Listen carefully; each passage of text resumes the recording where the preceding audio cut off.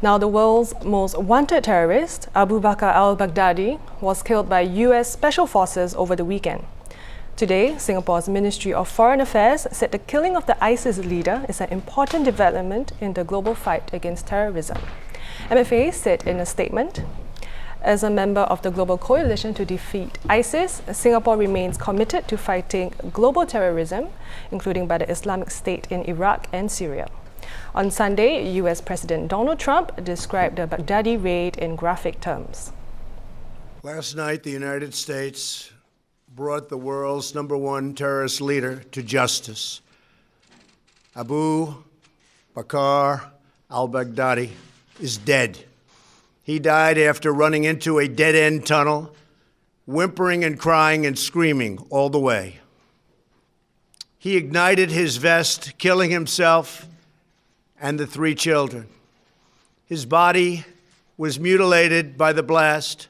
The tunnel had caved in on it in addition. But test results gave certain, immediate, and totally positive identification. It was him. A brutal killer, one who has caused so much hardship and death, has violently been eliminated. He will never again harm another innocent man, woman, or child. He died like a dog. He died like a coward. The world is now a much safer place. To discuss this, I have foreign editor Jeremy Au Yong with me. Hi, Jeremy. Hi, Alyssa. Now, there is the question of succession. So who do you think, or who are the individuals tipped to take over Baghdadi? Okay, so, it happened not too long ago, but already we're hearing from, the ISIS and Middle East experts. 3 names have come up. Although before I get to it, I guess it's good to note that when people talk about killing ISIS leaders, sometimes they refer to it as mowing the lawn or mowing the grass, in that you cut it, it will grow back. So there is an expectation that this, while significant and while it will weaken ISIS, certainly does not mean the end of ISIS. Now, who have been tipped to replace al-Baghdadi? So I mentioned there are 3 names, and I do have to qualify this in that ISIS is not it's not super well known. We don't have a lot of inside information, so there could be people outside this list. So even among the 3 names that have been listed, there are questions about each one of them. So one of them is, the first name is, I do have to look this up, is Abdullah Kardash. He is an Iraqi military officer that spent some time in jail with al-Baghdadi. His issue is some people believe he is dead. So there are reports that he might have died 2 years ago. We don't know. Then there are 2 others. One of them is a Tunisian national named Abu Othman al-Tunsi, and the other is a Saudi named Abu Saleh al-Juzrawi. So they each lead the legislative and executive council of ISIS.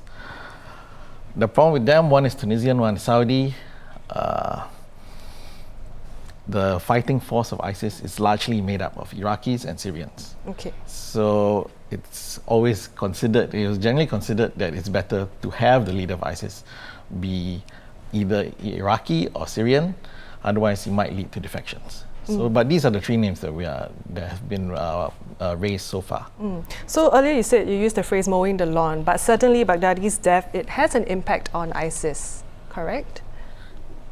Yeah, he was a figurehead, and he was their leader. So when you take out the leader, it certainly weakens the organization. Just that it doesn't kill it. So in very much the same way, when Osama bin Laden was killed, it significantly weakened Al-Qaeda. But Al-Qaeda is still alive today, in a weakened form, but it's still alive today. And ISIS is actually structured in a way that makes it a little bit more flexible than Al-Qaeda ever was. It's quite decentralized, and it tried to shape itself almost like a movement. So there was a period where there were a lot of attacks taking place all over the world, where people just claimed it was an ISIS attack, but it was not coordinated directly by ISIS in HQ in Iraq or Syria. Now you mentioned that ISIS is decentralized. of course, in Middle East, where the headquarters is as well. Do you think the group is now are they putting in more efforts to radicalize people in the Southeast Asian region? And is that going to be a problem for us? Or it certainly will be, right, I'm sure. Yeah, well, Southeast Asia, ISIS did identify Southeast Asia as one of its key regions, especially when it was facing some military defeat in Iraq and Syria. The death of al-Baghdadi might disrupt some of that control or coordination from Iraq and Syria. But like I said, it wasn't that much control or coordination to begin with. Still, there are a lot. I mean, there were a lot of ISIS sympathizers that went over to Iraq and Syria when they were trying to form this caliphate from Southeast Asia. I mean, there were even some from Singapore who wanted to go. And we've seen just over the past few years quite a number of ISIS-inspired attacks. There are affiliated groups, ISIS-affiliated groups that pledge loyalty to ISIS. They are conducting attacks in the region. I think in Philippines since July last year, there have been, I think, 4 suicide bombings. Yes, that's right. And they've also, in 2017, there was this big standoff in Marawi because an ISIS-linked group laid siege to the city and occupied it for months before they were driven out by government. But do you think they're being directly controlled or coordinated from Iraq or Syria? I feel it's quite unlikely, and I do feel, and even the Malaysia counter-terrorist chief did point out that the main concern here isn't so much that direct control, it is the propaganda. So he's worried more about ISIS ideology than leadership.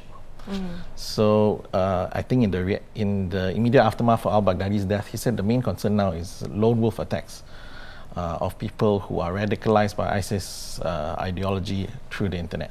So it's less to do with that direct coordination from ISIS leadership, but more the idea, the propaganda that ISIS stands for. All right, thank you very much, Jeremy. Thanks, Ali. Thank you.